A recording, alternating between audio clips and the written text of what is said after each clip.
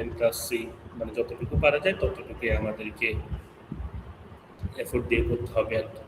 So আমি যদি ইফরাতের কথা ধরেই বলি, সেটা হচ্ছে economics is the study of how society manages its scarce resources, মানে কিভাবে সমাজের যে অপ্রাচুর্য যে সম্পদ বা যে কম সম্পদ বা যে লিমিটেড অ্যাসেট সেটাকে কিভাবে ম্যানেজ করা যায় বা সেটাকে কিভাবে ম্যানেজ করে আনলিমিটেড ওয়ান্টকে ফুলফিল করা যায়, সেটাই হচ্ছে ইকোনমিক্স বা অর্থনীতি। এবং ইকোনমিক্সের হচ্ছে দুটো ভাগ আমরা পড়েছিলাম, একটা হচ্ছে ম্যাক্রো ইকোনমিক্স আর একটা হচ্ছে মাইক্রো ইকোনমিক্স। কোনটা কি, ম্যাক্রো ইকোনমিক্স কি আর মাইক্রো ইকোনমিক্স কি?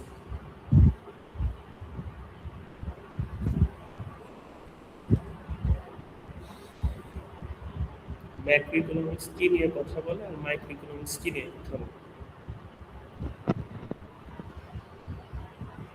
ম্যাক্রো ইকোনমিক্স হচ্ছে স্যার একটা দেশের সম্পূর্ণ অর্থনীতি নিয়ে আলোচনা করা হয় এখানে স্যার। আর মাইক্রো ইকোনমিক্স? আর স্যার মাইক্রো ইকোনমিক্স স্যার ছোট পরিসরে, যেমন স্যার ব্যক্তিগতভাবে বা পারিবারিকভাবে এসব ক্ষেত্রে, ছোট ব্যবসার ক্ষেত্রে যে আলোচনা করা হয় স্যার এটা। হ্যাঁ, সো আলিমকে ধন্যবাদ যে হচ্ছে যেটা বলেছে সেটা ঠিক। মাইক্রো ইকোনমিক্স মানে ওয়ার্ডটা শুনলে মনে হচ্ছে যে ছোট, মানে ছোট পরিসরে কথাবার্তা বলে। এখন সেটা হচ্ছে ছোট পরিসরটা মানে কি বা কতটুকু, সেটা হচ্ছে ইন্ডিভিজুয়াল মানে একজন, বা হচ্ছে হাউস হোল্ড একটা বাসা, কিংবা হচ্ছে ধর একটা ছোট ফার্ম বা ছোট একটা ইন্ডাস্ট্রি। অর্থাৎ ইন্ডিভিজুয়াল লেভেলে বা হাউস হোল্ড লেভেলে বা ছোট ফার্ম বা ইন্ডাস্ট্রি লেভেলে যে ইকোনমিক্সটা কাজ করে বা যে ইকোনমিক্স এই জিনিসগুলো নিয়ে স্টাডি করে সেটা হচ্ছে মাইক্রো ইকোনমিক্স। আর ম্যাক্রো ইকোনমিক্স হচ্ছে একটা ব্রড টার্ম, পুরো একটা দেশের বা পুরো একটা ওয়ার্ল্ডের অর্থনীতি, সেটা হতে পারে GDP, GNP, inflation, growth rate, পার capital income, human development index, এই যে বিশাল সেক্টর নিয়ে কথাবার্তা বলে বা ব্রড টার্মে কথা বলে সেটা হচ্ছে macroeconomics. Who is the father of economics? ইকোনমিক্সের ফাদার কে বলতো, কারো জানা আছে?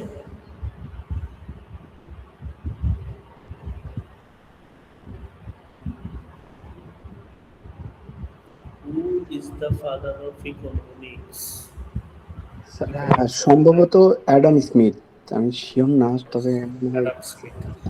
ইকোনমিক্সের ফাদার হচ্ছে অ্যাডাম স্মিথ, বা তাকে সাধারণত ক্লাসিক্যাল ইকোনমিক্সের জনক বলা হয়, father of classical economics. So প্রথম দিকে একদম প্রথম দিকে যখন ইকোনমিক্সটা আসলো, তখন ইকোনমিক্স ছিল একটি স্ক্যাটার, মানে ছড়ানো ছিটানো। মানুষ অর্থনীতি নিয়ে অনেক আগে থেকে ডিল করে, কিন্তু সেটার নাম যে অর্থনীতি তখন মানুষ সেটা জানতো না।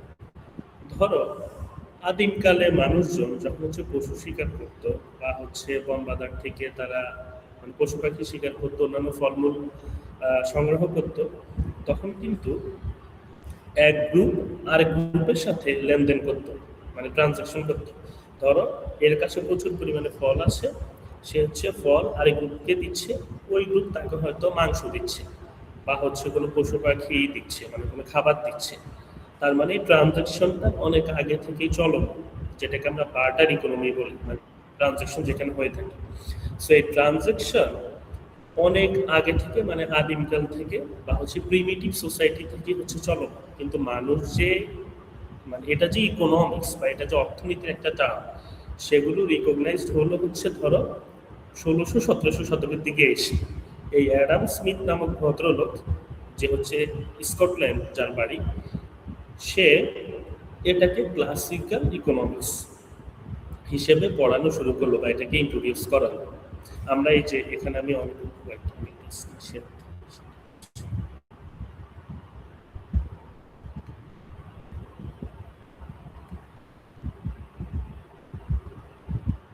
আমার স্ক্রিন কি দেখা যাচ্ছে? জি স্যার। আমার স্ক্রিন কি দেখা যাচ্ছে। এই যে দেখো, Adam Smith, Scottish economist and philosopher, মানে যার জন্ম হচ্ছে স্কটল্যান্ডে। সো এই অ্যাডাম স্মিথকে হচ্ছে ইকোনমিক্সের ফাদার বলা হয়, জনক বলা হয়। অ্যাডাম স্মিথ নিয়ে সার্চ দিলে তোমরা হচ্ছে এখানে প্রচুর ইয়ে পাবে। এই যে তার যে বইগুলো, মানে তার সবচেয়ে আলোচিত যেটা বই সেটা হচ্ছে এই যে দ্য ওয়েলথ অফ নেশনস, 1776-এ যেটা হচ্ছে করা হলো, এবং wealth of nation and inquiry into the nature and causes of the wealth of nation আর কি পুরো বইয়ের নাম।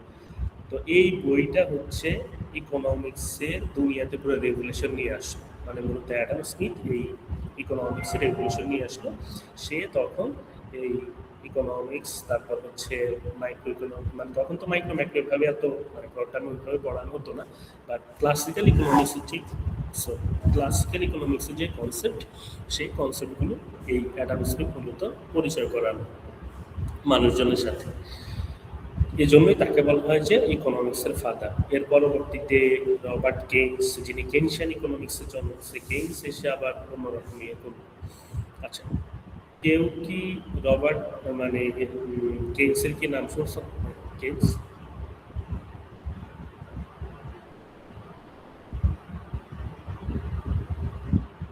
আচ্ছা আমরা কেইনস সম্পর্কে জানবো। এর আগে আমি একটু জিজ্ঞাসা করি, আমরা পড়েছিলাম opportunity cost. What is opportunity cost? মানে একটা পাইতে গেলে, ভালো কিছু পাইতে গেলে যেটা মানে কম ক্ষতি করে ওইটা ছেড়ে দেওয়া। ঠিক আছে, মানে এক অর্থে ঠিক আছে। মানে আমরা যদি অপরচুনিটি কস্টটাকে বলি, সেটা হচ্ছে opportunity cost is the cost what ever must be given up to obtain something. আমি যদি কিছু পেতে চাই, আমি যদি কিছু যেমন এই যে 8:30 ক্লাসটা করার জন্য আমরা ঘুমটাকে স্যাক্রিফাইস করে দিলাম। হ্যাঁ, সো এখানে আমার অ্যাটেন্ডিং দ্য ক্লাস, মানে আমার অ্যাটেন্ডিং দ্য ক্লাসের অপরচুনিটি কস্ট হচ্ছে আমার ঘুমানো, অথবা হয়তো কেউ ঘুরতে যেতে পারতো, মর্নিং ওয়াকে যেতে পারতো, সে এখন সেটা যেতে পারছে না। তার মানে আমাকে একটার জন্য আরেকটাকে গিভ আপ করতে হচ্ছে, সেটাই হচ্ছে অপরচুনিটি কস্ট। এখন কথা হচ্ছে এই অপরচুনিটি কস্টটা ইকোনমিক্সে কেন আসে, বা এটা আমরা কেন শিখি? মানে এই যে বললাম যে আমাকে একটার জন্য আর একটা ছাড়তে হচ্ছে বা গিভ আপ করতে হচ্ছে, মানে সেটা ইকোনমিক্সে কিভাবে কাজ করে?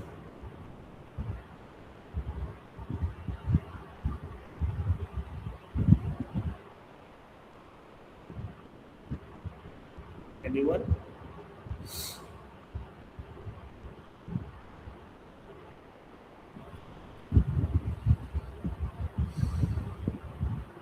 চিন্তা করে দেখো, চিন্তা করে দেখো, খুবই easy।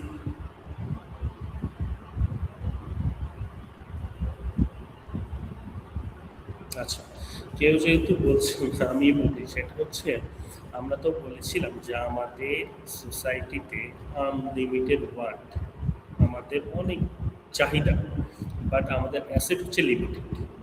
আমাদের অ্যাসেট হচ্ছে লিমিটেড, কিন্তু আমাদের ওয়ান্ট হচ্ছে আনলিমিটেড।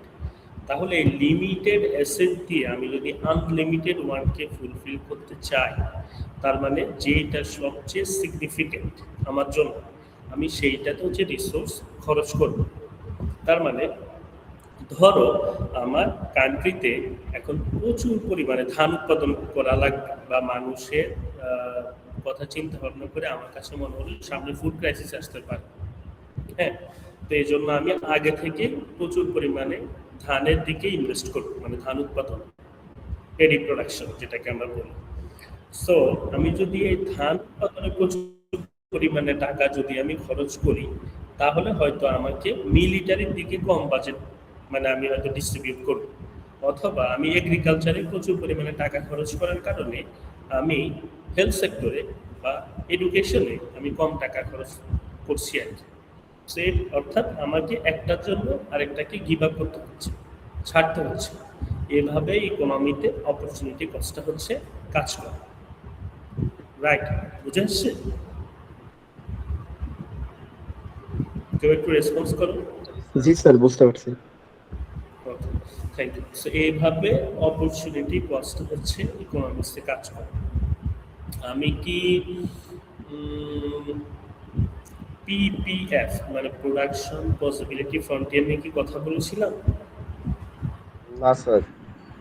আচ্ছা, প্রোডাকশন পসিবিলিটি মানে এগুলো একদম পরীক্ষার জন্য লাগবে যে ব্যাপারটা এরকম না, বাট বেসিক এই জিনিসগুলো জানা থাকলে ভালো। যেহেতু তোমরা ইকোনমিক্স পড়ছো, সেই ইকোনমিক্সের টার্মগুলো জানা থাকলে মানে নিজের জন্য সুবিধা হয় আর কি ডেইলি লাইফে। সো প্রোডাকশন পসিবিলিটি ফ্রন্টিয়ার হচ্ছে আমার কাছে থাকা, মানে আমার কাছে বলতে একজন গভর্নমেন্ট বা একটা গভর্নমেন্টের কাছে থাকা সকল ধরনের রিসোর্স সে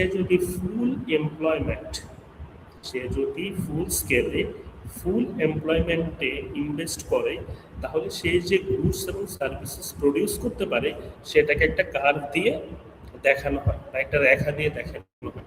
এটাকে বলে প্রোডাকশন পসিবিলিটি কার্ভ। আচ্ছা, আমি একটু স্ক্রিনশট দিয়ে দেখাই।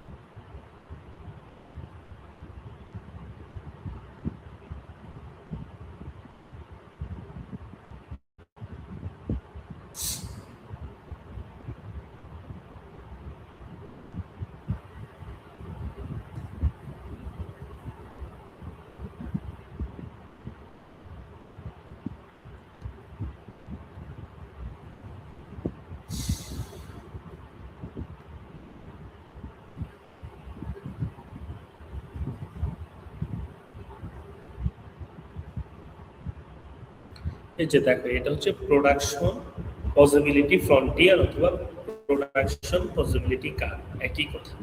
সেটা হচ্ছে আমার দেশের মধ্যে যত ধরনের রিসোর্স রয়েছে সেই রিসোর্স ইউজ করে যেই যতটুকু সীমারেখার মধ্যে আমি হচ্ছে গুডস অ্যান্ড সার্ভিসেস প্রডিউস করতে পারবো সেটাকে প্রোডাকশন পসিবিলিটি কার্ভ বলে।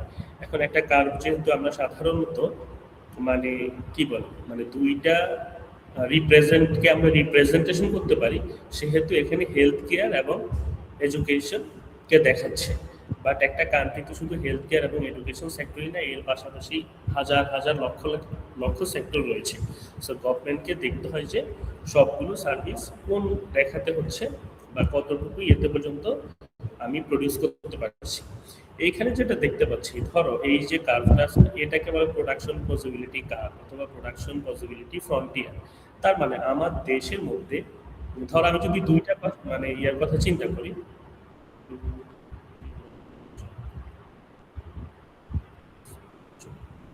আচ্ছা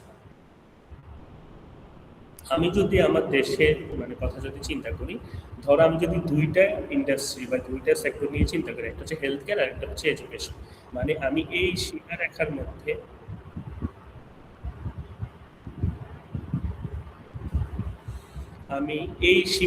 মধ্যে সকল প্রোডাকশন হচ্ছে আমার এই সীমারেখার মধ্যে অবস্থান করবে।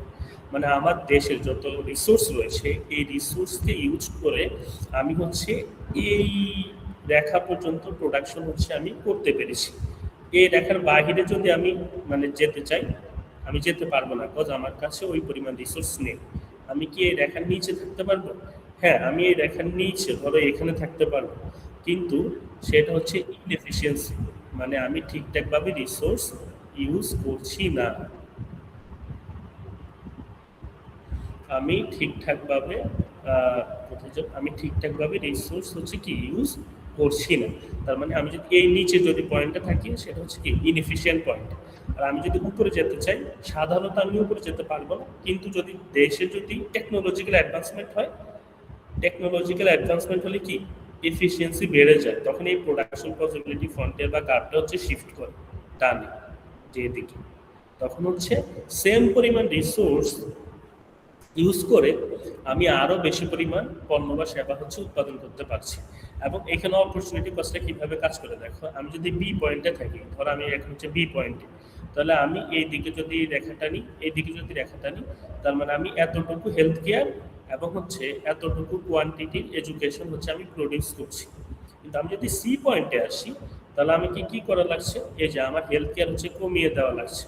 আমি এই যে এখানে যদি রেখাটা নিই, এই যে এখানে, তার মানে আমাকে কি হেলথ কেয়ার হচ্ছে আগে থেকে কি কমে যাচ্ছে, আর এদিকে এটা বেড়ে যাচ্ছে, এডুকেশন কি হচ্ছে বেড়ে যাচ্ছে। তার মানে আমি যদি এডুকেশন বাড়াতে চাই, তাহলে আমাকে কি হেলথ কেয়ার কমাতে হচ্ছে। এটাই হচ্ছে কি অপরচুনিটি কস্ট, এবং এই প্রোডাকশন পসিবিলিটি ফ্রন্টিয়ার বা প্রোডাকশন পসিবিলিটি কার্ভে সেটা দেখা যাচ্ছে। এবং এই কার্ভে যারা অবস্থান করে তারা হচ্ছে এফিশিয়েন্ট পয়েন্টে আছে, বা সরকার ফুল এমপ্লয়মেন্ট ইউজ করে এই পরিমাণ পণ্য এবং সেবা হচ্ছে কি উৎপাদন করতে পেরেছে। এই পয়েন্ট মানে এই কার্ভের যে কোনো পয়েন্টেই সে থাকতে পারে, মানে গভর্নমেন্ট এই কার্ভের যে কোনো পয়েন্টে গভর্নমেন্ট থাকতে পারে, সেটা সি হতে পারে, বি হতে পারে, ডি হতে পারে। এখন কথা হচ্ছে কে কোথায় থাকবে, যার কাছে যেটার প্রায়োরিটি বেশি। সরকার যদি মনে করে যে না, সে হচ্ছে হেলথ সেক্টরে প্রচুর পরিমাণে ইনভেস্ট করবে, সে সব টাকাই হচ্ছে হেলথ সেক্টরে দিয়ে দিল, তখন সে হচ্ছে এ পয়েন্টে। আর সে সব টাকা পয়সা বা সব রিসোর্স হচ্ছে এডুকেশনে বিনিয়োগ করছে, তখন সে F1 মানে পয়েন্টটাতে। বাট সাধারণত এরকম হয় না। একটা দেশে তো আর একটা সেক্টর না, আমাকে হাজার হাজার সেক্টর নিয়ে গভর্নমেন্টকে কাজ করতে হয়। তখন সে হচ্ছে ধরো সি পয়েন্টে যদি থাকে, দুইটা মানে রিপ্রেজেন্টেশন থাকার কারণে আমরা এখানে দুটো দিয়ে দেখাচ্ছি। সে হচ্ছে ধরো এতটুকু পরিমাণে যে হেলথ কেয়ার, মানে যে এতটুকু পরিমাণ হেলথ কেয়ার, আর যদি এদিকে রেখাটা নিই তাহলে হচ্ছে এতটুকু পরিমাণ এডুকেশন সে হচ্ছে কি এনজয় করছে। আর সে যদি মনে করে যে না, এখন প্যান্ডেমিক চলে আসছে, আমার হেলথ কেয়ারের দরকার, তখন সে সি পয়েন্ট থেকে বি পয়েন্টে চলে আসে। তখন সে আগের তুলনায় বেশি পরিমাণ হেলথ কেয়ার কি এনজয় করছে, আর এডুকেশনে কি, এই যে যদি বি পয়েন্টে রেখাটা নিই তাহলে এডুকেশনে কি কম এনজয় করছে বা কম টাকা ইনভেস্ট করছে। তোমরা কি এটা বুঝতে পেরেছো? জি স্যার। ওকে, সো অ্যাডাম স্মিথের কথা আমরা জানলাম, আমরা প্রোডাকশন পসিবিলিটি ফ্রন্টিয়ার সম্পর্কে জানলাম। আমরা হচ্ছে ইনভিজিবল হ্যান্ড নিয়ে হচ্ছে দেখবো। সেটা হচ্ছে আমরা যদি হচ্ছে যদি আমরা এটা ডিমান্ড এবং সাপ্লাই ইকুইলিব্রিয়াম,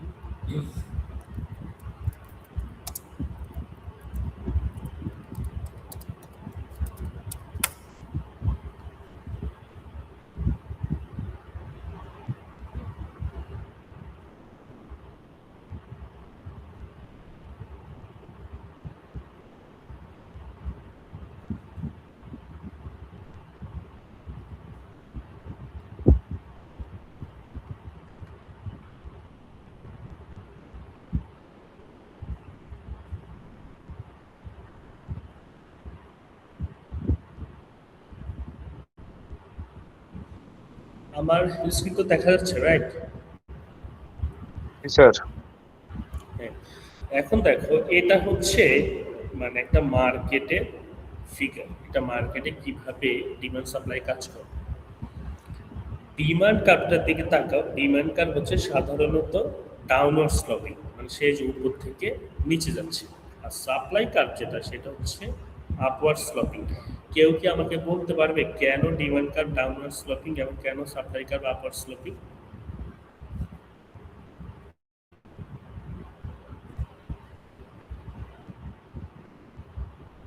সাপ্লাই বাড়লে ডিমান্ড তো বাড়তেই থাকবে।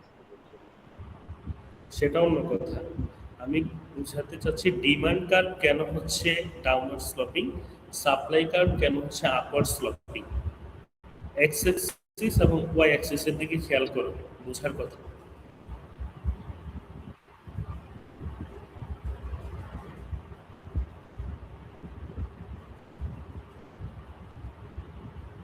কেউ বুঝতে পারছো না সিরিয়াসলি?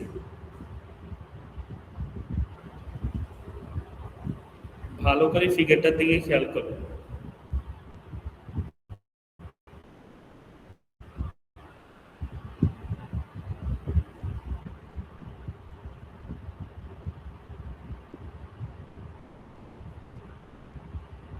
সিরিয়াসলি একটা সিঙ্গেল স্টুডেন্ট এটা বুঝতে পারছেন?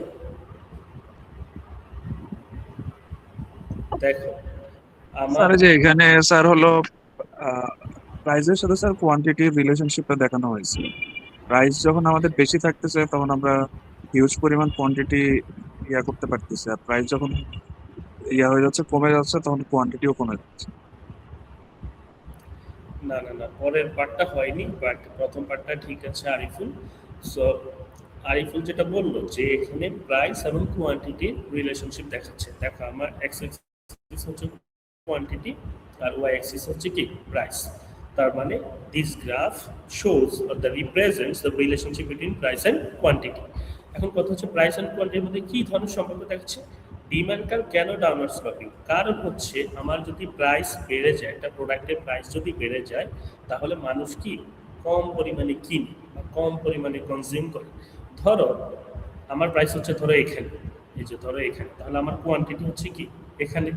আর আমার প্রাইস যদি কমে যায়, ধরো হচ্ছে প্রাইস কমে এখানে হলো, তাহলে প্রাইসের সাথে কোয়ান্টিটি কি বেড়ে গেল না? তার মানে there is a inverse relationship between price and quantity. আমরা হচ্ছে সাধারণ বাজারের দিকে তাকাই, একটা প্রোডাক্টের যদি দাম কমে যায় আমরা প্রচুর পরিমাণে ইউজ করি, বাট প্রোডাক্টের যদি দাম বেড়ে যায়, মানে সাধারণ কনসেপ্ট, প্রোডাক্টের যদি দাম বেড়ে যায় আমরা সেটা কি কম পরিমাণে কিনি বা কম পরিমাণে ইউজ করি। তার মানে আমাদের ডিমান্ড কমে যায়।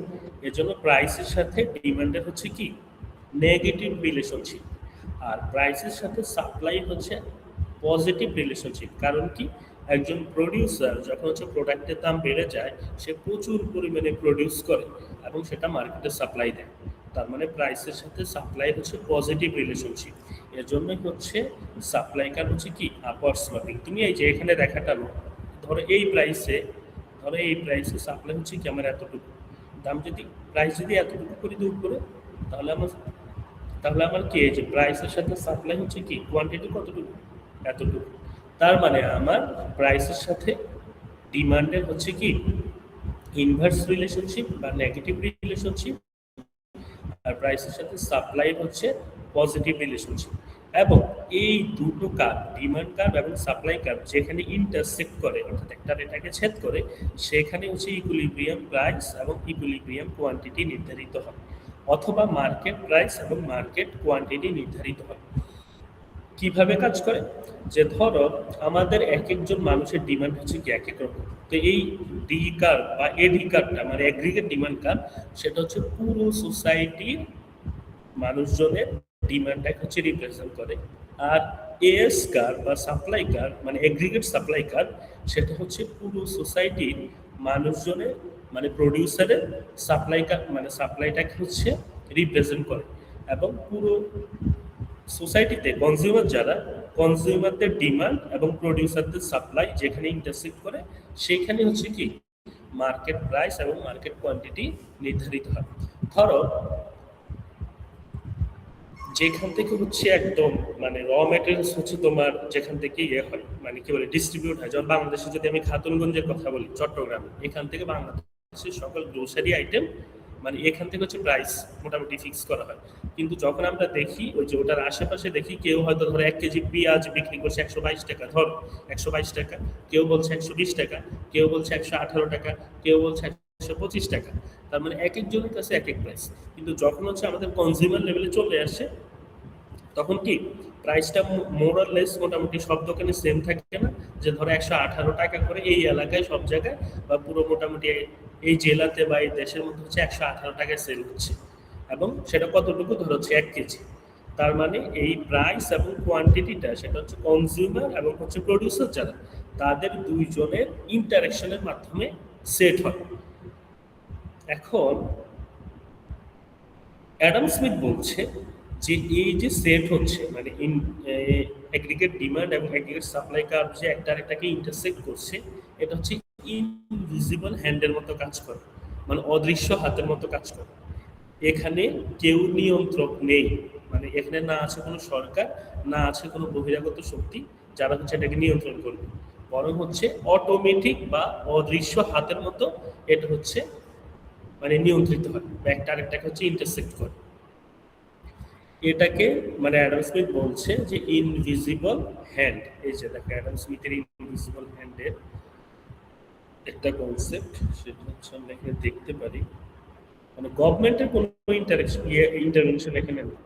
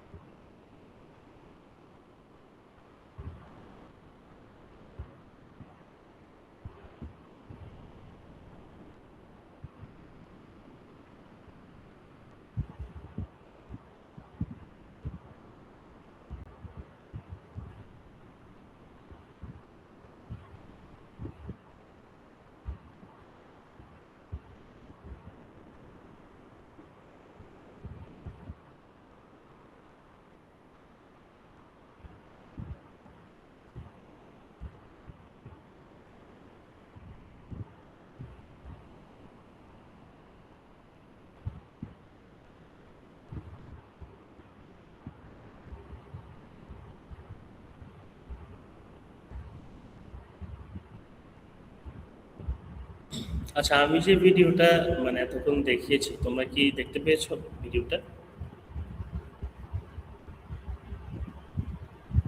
হ্যালো?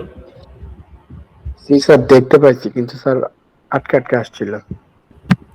আটকে আটকে আসছিল। এখানে আমার কাছে মনে হচ্ছে ওয়াইফাই যে কানেকশনটা, আমি তো ক্লাসে বসে ক্লাস নিচ্ছি, কেটি বাসা পড়ানো তো এখানে, তো এখানে হচ্ছে ওয়াইফাই কানেকশনটা আমি একটু weak। আচ্ছা, আমি একটু ইয়ে করি, তার চার্জারটা একটু কানেক্ট করি এর সাথে, পিসির সাথে। ব্যাটারি হয়তো লো দেখাবে একটু পরে। 1 মিনিট।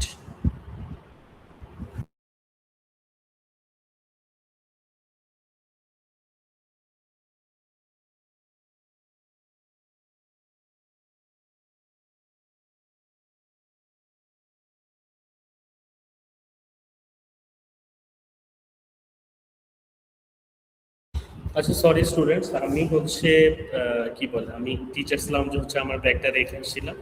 আমি ভেবেছিলাম হচ্ছে চার্জার লাগবে না, কথা আমি ফুল চার্জ দিয়ে আনছিলাম এবং আমার সাধারণত চার্জার লাগে না যখন আমি এর আগে ক্লাস নিয়েছিলাম। বাট আজকে দেখি মানে অনেক তাড়াতাড়ি হচ্ছে ব্যাটারি লস করলো, আমি জানি না কেন এরকম হলো। আমি একটু ইয়ে নিয়ে আসি, কি বলে, আমার চার্জারটা নিয়ে আসি। আর এদিকে আমি দেখি কয় মিনিট আছে মিটিংয়ে, এখনো 22 মিনিট আছে। আচ্ছা, সমস্যা নেই, একটু তোমরা বসো। সরি, আমি একটু চার্জারটা নিয়ে আসি, কেমন? ঠিক আছে? হ্যালো? Okay sir.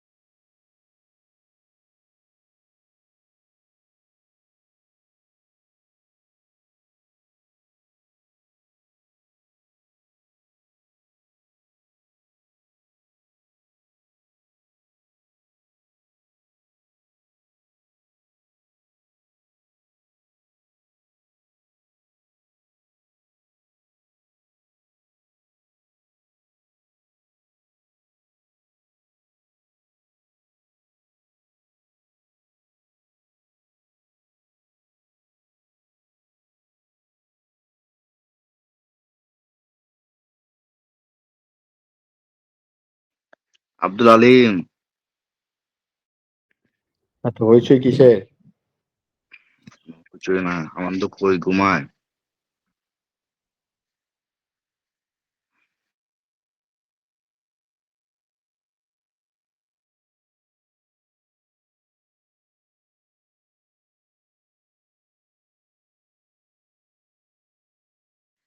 মনু,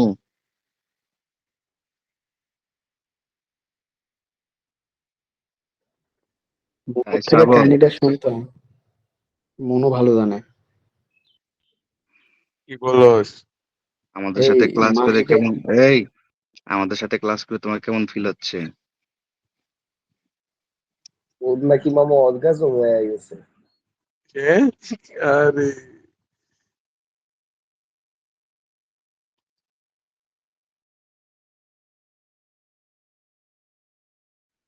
মানে সকালে নাস্তা আছে, চাইলে বাসায় আসতে পারিস। বাসায় তো যাবো, আমার কাছে পাড়াটাও নাই বুঝছস, এরকম অবস্থা চলতেছে। চাইলে আমি নাস্তা করে ওইদিকে আসবো না। হ হ, আয় আয়। মনু আন্টি নাকি তো বাসায় উঠাবে না শুনলাম, করো নাকি সত্য? পরে কাকা বাইর করে দিছি।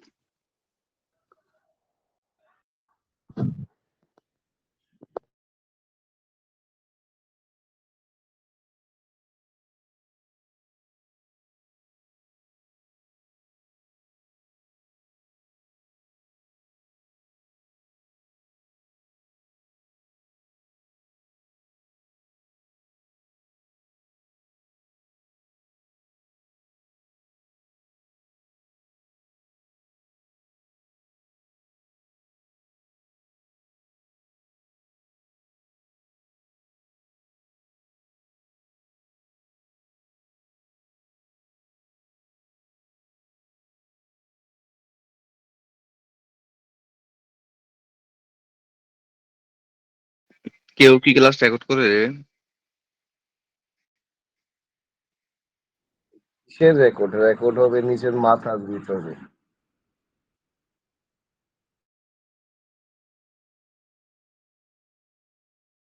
মরিয়ম না ক্লাস করছে ওই দিন, মরিয়ম কিছু বলে না কেন এখন?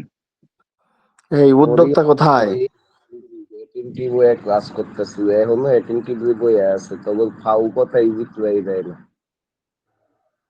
আরে আমাদের উদ্যোক্তা কোথায়? একটু সাড়া দাও।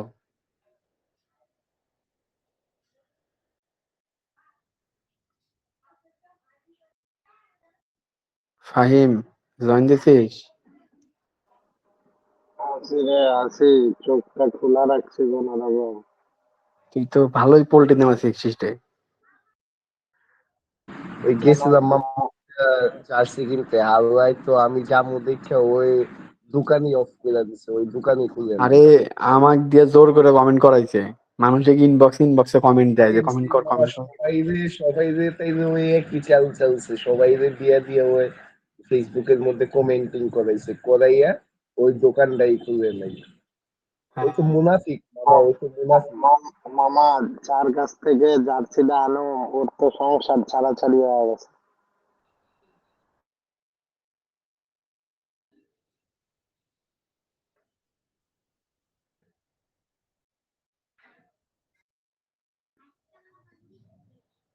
সাজিদ তুমি তো মুনাফিক, কথা দিয়ে কথা রাখেন।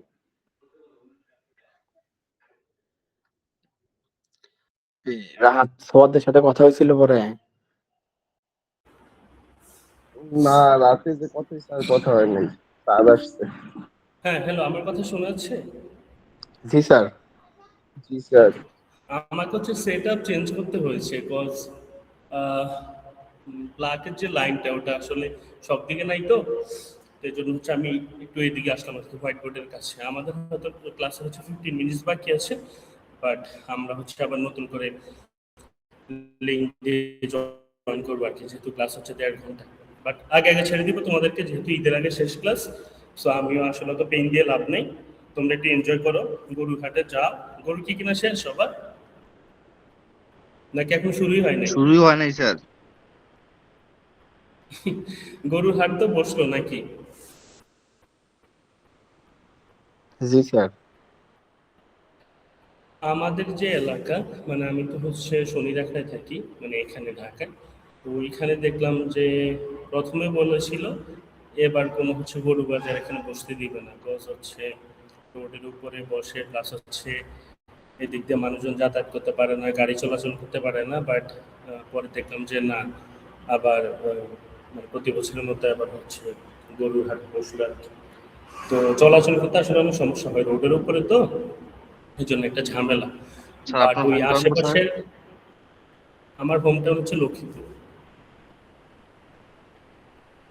আমার হোম টাউন হচ্ছে লক্ষ্মীপুরে। আহ, আগে তো হচ্ছে লক্ষ্মীপুর, নোয়াখালী, ফেনী একই সাথে ছিল, ওই সময় ছিল বৃহত্তর নোয়াখালী। বাট 1984-এ যখন অনেকগুলো জেলা ভাগ হয়ে গেল, তখন হচ্ছে বৃহত্তর নোয়াখালী ভেঙে লক্ষ্মীপুর, ফেনী হচ্ছে মানে নোয়াখালী তিনটা জেলা তখন হয় আর কি।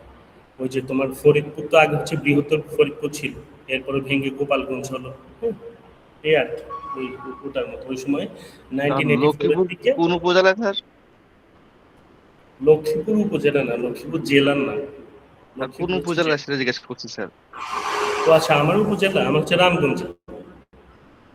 স্যার দেওয়া হয় স্যার, কিভাবে যাওয়া হয়? চাঁদপুরের পাশেই তো স্যার। হ্যাঁ, চাঁদপুরের পাশে আমার চাঁদপুর হচ্ছে আমার দাদা বাড়ি, বাট অরিজিনালি আমার মানে দাদা বাড়ি নানা বাড়ি লক্ষ্মীপুরে, বাট পরবর্তীতে আমার দাদারা হচ্ছে লক্ষ্মীপুর থেকে মাইগ্রেট হয়ে চাঁদপুর চলে যায় আর কি। তো এখন চাঁদপুরেই ওখানে আছে ওইখানে সব। তো চাঁদপুর কোথায় যাই স্যার? হোক, তো ওটা হচ্ছে শাহরাস্তিতে, চাঁদপুর শাহরাস্তির দিকে আর কি। যাই হোক, তো তোমরা গরু বাজারে যাও, মজা করো। সরি, আমি মেবি মিউট হয়ে গেছিলাম। তো গরু বাজারে যাও, মজা করো, আস্তে ধীরে একটু পড়াশোনাও করতে হবে। ঈদের বন্ধে তো অবশ্যই মানে ঈদের ছুটি কাটাবে, বাট একটু চেষ্টা করবে নিজের পড়াশোনার সাথে একটু টাচে রাখতে, মানে নিজেকে। হয়তো তুমি ধরো তুমি প্রত্যেকদিন হচ্ছে 1 ঘন্টা বা হচ্ছে 2 ঘন্টা বা 2.5 ঘন্টা, এটা একজন এফিসিয়েন্সির উপর ডিপেন্ড করে, কেউ হয়তো 3 ঘন্টা পড়ে। বাট ঈদের সময় অবভিয়াসলি কম পড়বা, ঈদ তো ঈদই, ঈদের সময় অত পড়াশোনার দরকার নেই। বাট নিজেকে হচ্ছে একটু টাচে রাখবা পড়াশোনার সাথে, একবারে ডিটেচড হয়ে গেলে পরবর্তীতে এসে ওই পড়াশোনার সাথে কোপ আপ করতে একটু সময় লাগে। সো এটা যাতে না হয়। আচ্ছা, তা আমরা যেটা আমি কথা বলছিলাম বা আমরা যে ভিডিওটা দেখেছি সেটা হচ্ছে অ্যাডাম স্মিথ যেটা বলেছে, এই যে মার্কেট ইন্টারাকশনটা, ডিমান্ড এবং সাপ্লাইটা, সেটা হচ্ছে ইনভিজিবল হ্যান্ডের মতো কাজ করে, একটা অদৃশ্য হাত। মনে হয় যে একটা হাত এসে এই ডিমান্ড কার্ভ এবং সাপ্লাই কার্ভকে হচ্ছে কি ইন্টারসেক্ট করে দিল, মানে সে এটা দাবি করছে যেটা অদৃশ্য হাতের মতো কাজ করে। এবং মার্কেটে গভর্নমেন্টের কোনো ইন্টারভেনশন দরকার নেই, মানে গভর্নমেন্ট এখানে কোনো ডিসিশন মেক করতে পারবে না। গভর্নমেন্ট বলতে পারবে না যে তোমরা এইভাবে সেল করো বা তুমি এরকম কনজিউম করো, এতটুকু প্রোডাকশন করো। ভিডিওতে কিন্তু আমরা দেখেছি। আচ্ছা, ভিডিওতে সাউন্ড শুনে গিয়েছিল, মানে তোমাকে সাউন্ড শুনতে পেয়েছো? না স্যার। সাউন্ড শুনতে পাও না? আচ্ছা, আরেকটা জিনিস যেটা আমি আজকে প্রথম ক্লাস দেখে আমি অনেক হচ্ছে অ্যাপ্রুভাল দিচ্ছি। 9টা 20 বাজে, 9টা 20-এ কারো ক্লাসে জয়েন করার কথা না। আমি সর্বোচ্চ 8টা 30-এ ক্লাস থাকলে আমি 10 মিনিট 8টা 40 পর্যন্ত অ্যাপ্রুভাল দিব। এরপরে আমি কিন্তু কাউকে অ্যাপ্রুভাল দিব না, এটা যাতে মনে থাকে। আচ্ছা, তো যেটা বলতে চাচ্ছিলাম সেটা হচ্ছে এই ইকোনমিতে এটা ইনভিজিবল হ্যান্ডের মতো কাজ করে, অদৃশ্য হাতের মতো কাজ করে। ডিমান্ড এবং সাপ্লাই একটা জায়গায় গিয়ে ইন্টারসেক্ট করে এবং সেখানে হচ্ছে মার্কেট প্রাইস এবং মার্কেট কোয়ান্টিটি নির্ধারিত হয়। এখানে গভর্নমেন্টের কোনো ইন্টারভেনশন থাকে না, গভর্নমেন্ট এখানে কোনো রোল প্লে করতে পারে না। কনজিউমারের যত ইচ্ছা, তার কাছে যত টাকা পয়সা আছে, সে তার ইচ্ছা মতো হচ্ছে কনজিউম করবে, খরচ করবে। এবং প্রডিউসারের কাছে যে পরিমাণ রিসোর্স রয়েছে, সে ওই রিসোর্স দিয়ে তার যত পরিমাণ ইচ্ছা সে তত পরিমাণ হচ্ছে গুডস অ্যান্ড সার্ভিসেস প্রডিউস করবে। এখানে কোনো ধরা বাধা বা কোনো লিমিটেশন নেই। এজন্য এটাকে বলা হয় free market economy. Free market economy মানে এখানে কারো কোনো লিমিটেশন নেই বা গভর্নমেন্টের দিক থেকে কোনো ইন্টারভেনশন নেই। আচ্ছা, শুনতে তো খুবই ভালো লাগছে যে ফ্রি মার্কেট ইকোনমি। আমরা কিন্তু ভিডিওতে দেখেছি যে একজন লোক হচ্ছে প্রচুর পরিমাণে টাকা পয়সা এরকম ডলার নিয়ে বসে আছে এবং he was very chill and funny. Okay, এখন তাকে কেন চিল এবং ফানি দেখাচ্ছে? কারণ সে হচ্ছে মার্কেট ম্যানিপুলেটর। সে যখন দেখছে যে গভর্নমেন্টের এখানে কোনো ইন্টারভেনশন নাই, গভর্নমেন্ট এখানে কোনো ধরনের ডিসিশন মেক করছে না কেন। আচ্ছা, আমি যদি স্ক্রিন এখন ইয়ে করতেছি, আমি অফ করি। সো সে যখন দেখলো যে গভর্নমেন্টের যেহেতু কোনো ইন্টারভেনশন এখানের মধ্যে নাই, সেই ইচ্ছা মতো মার্কেট ম্যানিপুলেট করে। ওই যে ইচ্ছে করে হচ্ছে ধরো তোমার তেলের সাপ্লাই, গত কয়েকদিন আগে হচ্ছে সয়াবিন তেলের সাপ্লাই, তাদের কাছে প্রোডাক্ট আছে কিন্তু তারা হচ্ছে বাজারে সাপ্লাই দিচ্ছে না। তারা হচ্ছে আর্টিফিশিয়াল একটা ক্রাইসিস তৈরি করে মার্কেটের মধ্যে, এবং তখন কি জিনিসপত্রের দাম বেড়ে যায়। ধরো যেটা দাম হতো 20 টাকা, সেটা এখন 50 টাকা দরে বিক্রি হচ্ছে। তার মানে গভর্নমেন্ট ইন্টারভেনশন না থাকলে এটাও একটা সমস্যা। এবং আরেকটা মজার জিনিস যেটা ক্লাসিক্যাল ইকোনমিক্স যারা বা ক্লাসিক্যাল ইকোনমিস্ট যারা কিংবা অ্যাডাম স্মিথ যেটা বলতো, সেটা হচ্ছে মার্কেট যেহেতু এখানে মানে ফ্রিলি কাজ করে, গভর্নমেন্টের এখানে যেহেতু কোনো ইন্টারভেনশন নাই, এবং মার্কেটের যে ইকুইলিব্রিয়াম, ওই যে আমরা যেটা পয়েন্টে দেখেছিলাম, মানে যেখানে ইন্টারসেপ্ট করে সেখানে হচ্ছে মার্কেট প্রাইস এবং মার্কেট কোয়ান্টিটি নির্ধারিত হয়, এবং ওই পয়েন্টটাকে বলা হয় মার্কেট ইকুইলিব্রিয়াম। ক্লাসিক্যাল ইকোনমিক্সটা দাবি করছে এই মার্কেট ইকুইলিব্রিয়াম থেকে যদি কিছু সময়ের জন্য যদি ডিস ইকুইলিব্রিয়ামে চলে যায়, বা মার্কেট ইকুইলিব্রিয়ামটা যদি কিছু সময়ের জন্য নষ্ট হয়ে যায়, হয়তো সেটা নিচে যেতে পারে অথবা উপরে যেতে পারে, কিন্তু একটা সময় অদৃশ্য হাতের মতো এটা আবার ইকুইলিব্রিয়াম পজিশনে চলে আসে। এটা হচ্ছে ক্লাসিক্যাল ইকোনমিক্সের দাবি। মানে তারা বলছে মার্কেট অটোমেটিক নিজে যদি অসুস্থ হয় সে আবার নিজে সুস্থতা কি লাভ করে, এখানে কোনো মেডিকেশনের দরকার নেই, এখানে কোনো ডক্টরের দরকার নেই, মানে নিজে নিজে এটা ফিক্স হয় যদি কোনো সমস্যা দেখা দেয়। কিন্তু 1929 অর্থাৎ 1929-এর দিকে পুরা ওয়ার্ল্ডে বিশাল একটা ইকোনমিক ক্রাইসিস দেখা দেয়, পুরা ওয়ার্ল্ডে একটা অর্থনৈতিক মন্দা দেখা দেয়, সব দিকে আনএমপ্লয়মেন্ট, ইনফ্লেশন রেট প্রচুর পরিমাণে হাই, আনএমপ্লয়মেন্টও হাই, তেমন কোনো জিডিপি গ্রোথ হচ্ছে না কান্ট্রিতে। তখন মানে দেখলো যে ইকোনমির খুবই বাজে অবস্থা, মানে পুরো ওয়ার্ল্ডে, মানে প্রায় মোটামুটি সবগুলো কান্ট্রিকে ইফেক্ট করেছিল ওই সময়টাতে। আমেরিকা থেকে শুরু হয়েছে, বাট পুরো পৃথিবীতে সেটার একটা প্রভাব পড়েছে। 1929 থেকে 1933 পর্যন্ত প্রায় একই রকম বিরাজমান, প্রায় একই রকম অবস্থা বিরাজমান। তখন সবাই প্রশ্ন তুলল ক্লাসিক্যাল ইকোনমিক্সদের নিয়ে, যে আপনারা তো বলেছিলেন মার্কেটে যদি এই ধরনের ক্রাইসিস দেখা দেয়, মার্কেট যদি ডিসইকুইলিব্রিয়ামে চলে যায়, তাহলে সেটা অটোমেটিক ঠিক হয়ে যায়, তাহলে এই 4 বছর ধরে সেটা ঠিক পজিশনে যাচ্ছে না কেন?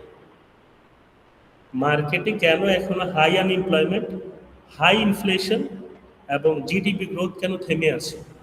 কেন এটা ঠিকঠাক হচ্ছে না? আপনারা তো বলেছিলেন যে মার্কেট হচ্ছে ফ্রি এবং এটা অসুস্থ হলে নিজে হচ্ছে আবার সুস্থতা লাভ করে, এখন তাহলে কেন ঠিক হচ্ছে না? তখনই ক্লাসিক্যাল ইকোনমিক্সদের নিয়ে একটা সংশয় তৈরি হলো মার্কেটের মধ্যে এবং পুরো পৃথিবীতে। তখনই জন মেইনার্ড কেইন্স নামে একজন ভদ্রলোক, মানে যাকে আমরা কেইনশিয়ান ইকোনমিক্সের ফাদার বলি, সেই জন মেইনার্ড কেইন্স তখন একটা কনসেপ্ট নিয়ে আসে। কি কনসেপ্ট? যে ক্লাসিক্যাল ইকোনমিক্সদের দাবি সবসময় ঠিক না। তারা যে বলছে মার্কেট অটোমেটিক ঠিক হয়ে যাবে, বাট মার্কেট যদি অটোমেটিক ঠিক হয়ে যেত এতদিনে সেটা ঠিক হতো, যেহেতু ঠিক হচ্ছে না তার মানে এখানে একটা সমস্যা রয়েছে। কি সমস্যা? ক্লাসিক্যাল ইকোনমিক্সরা তো বলছে যে গভর্নমেন্টের কোনো ইন্টারভেনশন দরকার নেই, মার্কেটে প্রডিউসার এবং হচ্ছে কনজিউমার তাদের ইন্টারাকশনের মাধ্যমে ইকুইলিব্রিয়াম প্রাইস এবং ইকুইলিব্রিয়াম কোয়ান্টিটি নির্ধারিত হবে, এবং যদি কোনো ডিসইকুইলিব্রিয়ামও দেখা যায় সময়ে, মানে একটা স্রোতে সেটা আবার ইকুইলিব্রিয়ামে চলে আসবে। বাট এটা পুরোপুরি ঠিক না। জন মেইনার্ড কেইন্স দাবি করছে যে এটা পুরোপুরি ঠিক না, এখানে গভর্নমেন্টের ইন্টারভেনশন দরকার, সরকারের এখানে হস্তক্ষেপ দরকার রয়েছে। কি ধরনের হস্তক্ষেপ? এতদিন ধরে যেহেতু ইকোনমির খুবই বহাল, মানে খুবই বাজে অবস্থা, এই ইকোনমিটাকে ঠিক করতে হলে বা এটাকে ইকুইলিব্রিয়াম পয়েন্টে নিয়ে আসতে হলে সরকারকে হস্তক্ষেপ করতে হবে। কি ধরনের হস্তক্ষেপ? সরকারকে প্রচুর পরিমাণে এখানে প্রজেক্ট নিতে হবে, মানুষকে টাকা পয়সা দিতে হবে, ট্রান্সফার পেমেন্ট দিতে হবে। মানুষের হাতে যখন টাকা পয়সা হবে বা যখন এখানে নতুন নতুন কর্মসংস্থান তৈরি হবে, নতুন নতুন প্রজেক্ট হবে, মানুষ হচ্ছে কাজ করতে পারবে, কর্মসংস্থান তৈরি হবে, আনএমপ্লয়মেন্ট কমবে এবং ইকোনমি আবার আগের জায়গায় ফিরে যাবে। হ্যাঁ, একটু সময় লাগবে, বাট ইকোনমি আগের জায়গায় ফিরে যাবে। তখন গভর্নমেন্ট কি করলো? ফিসক্যাল এক্সপেন্ডিচার বাড়ালো। গভর্নমেন্ট প্রচুর পরিমাণে প্রজেক্ট নিল, প্রচুর পরিমাণে ফ্যাক্টরি কারখানা তৈরি করলো, মানুষের জন্য এমপ্লয়মেন্টের ব্যবস্থা করলো, যারা গরিব মানুষজন রয়েছে তাদেরকে ট্রান্সফার পেমেন্ট, মানে পেমেন্ট দিল, তাদের হাতে টাকা পয়সা দিল। হ্যাঁ, এটা হচ্ছে ধরো তোমার এই কি বলে সোশ্যাল সেফটি নেটের মাধ্যমে, যে সামাজিক যে সহায়তা, ওই সহায়তার আন্ডারে সে টাকা পয়সা দিল। মানে আমাদের যে প্রধানমন্ত্রী তারেক রহমান যেটা ফ্যামিলি কার্ড হিসেবে দিল গরিব মানুষজনকে, এরকম ফিসক্যাল এক্সপেন্ডিচার হচ্ছে সরকার ওই সময় করে জন মেইনার্ড কেইন্সের পরামর্শ মতো। এবং দেখা গেল 3-4 বছরের মাথায় ইকোনমি আগের জায়গায় বাউন্স ব্যাক করবে। তখনই এই ক্লাসিক্যাল ইকোনমিক্সটাকে একটু মানে এটা একটু চাপা পড়লো, আর কেইনশিয়ান ইকোনমিক্সের জয় জয়কার ওই সময়টাতে, এবং সবাই জন মেনার্ড কেন্সকে গডের মতো মানে ট্রিট করা শুরু করলো, যে হ্যাঁ you are the right person, তোমার পরামর্শের কারণে এবং ফিসক্যাল এক্সপেন্ডিচারের কারণে ইকোনমি আগের জায়গায় বাউন্স ব্যাক করলো, এবং তখন থেকে কেইনশিয়ান ইকোনমিক্সের যাত্রা শুরু হলো।